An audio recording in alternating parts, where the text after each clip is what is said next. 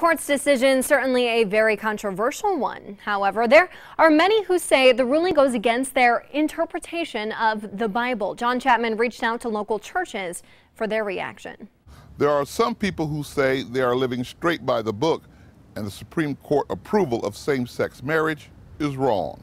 The topic of the upcoming sermon at Westside Church lets everyone know there is no party going on here over the Supreme Court approval of same-sex marriage. My response to the decision that the Supreme Court has made is that it is completely wrong. Unfortunately, it is the moral sentiment of our culture, but it is scripturally wrong. Pastor Dodd is preparing this Sunday sermon, and he will tell his large congregation that this man-made law does not change what he says is written in the Bible. And it doesn't make any difference if our Supreme Court or our legislature or our president says it is all acceptable and wonderful and this is how we live with tolerance or not.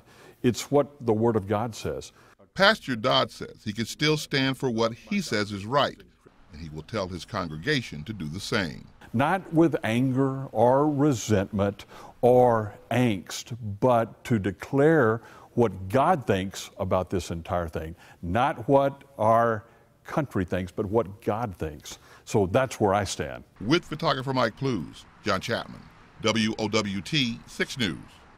Reaction from Nebraska's 3 Catholic bishops followed right along with the church. In part, this statement says, the Catholic bishops of Nebraska remind all people of goodwill that marriage is the sacred union of one man and one woman. Marriage is ordained by God. It is the cornerstone of every human family, an ancient tradition in every culture.